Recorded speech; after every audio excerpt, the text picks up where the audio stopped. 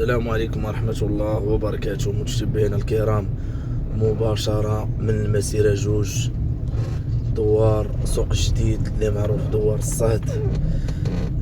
كنتمناو من الله تيسر امور هاد الناس ويتحلوا المشاكل ديالهم فيما يتعلق بالاوراق ديال الضوء، اللي صراحة تفاجئنا ملي شفنا الناس. كاين اللي جاتو مليون، كاين اللي جاتو 2 المليون، كاين اللي جاتو 4 المليون. أثمنة اللي هي خيالية، أثمنة اللي كيصعب أن شي واحد يستوعبها، خصوصا كنهضروا على السكن العشوائي، كنهضروا على أمور اللي هي عشوائية. الناس مساكن ما عندهمش. الناس دابا كتفكر في هذيك 2 المليون ولا فلوس النوطيرة ولا شي حاجة من هذا القبيل، حتى كيلقى راسو عنده 1 2 المليون ولا 4 ديال الضوء. هناك أخبار تروج حتى 7 المليون، وهادشي صعيب بزاف. في الوقت اللي ان هاد الناس كانوا ساكنين في واحد البلاصه وتعطاتهم هنا على اساس غياخذوا هنا، حتى كيتفاجئوا كذلك انهم غادي يمشيو لمدينه الصخيرات.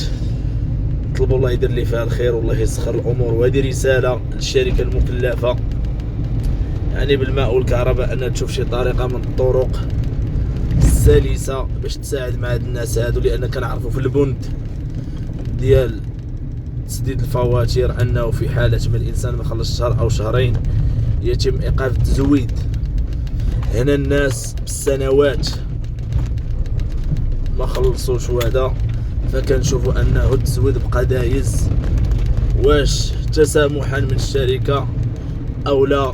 كان يعني كيتسناو الوقت المناسب باش يشوفوا كيفاش يشدوهم بطريقه او باخرى. حتى جاو الانذارات الاخيره، الورقه الحمراء، وجا من وراء انذار اخر جديد. نطلبوا الله يدير شي تاويل ديال الخير لهاد الناس هادو، لانهم ماشي من السهل. ما كنهضروش على 500 درهم ولا 1000 درهم اللي يقدر بنادم يتسلف ويتكلف ويقضي الغرض. كتهضر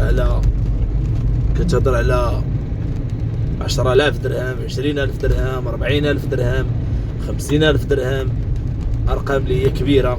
نطلبوا الله يدير شي تاويل ديال الخير، ونطلبوا الله تيسر الامور.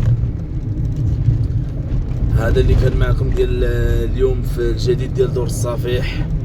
بالنسبه للتاريخ ديال هاد الناس امتى غيطرحلوا امتى غادي يمشيو، فباقي حاليا ما كاين حتى شي اخبار تتعلق بالقرعه، لان ان فوا كدار القرعه ديال قاطيني دور الصفيح فكيكون احتمال كبير انه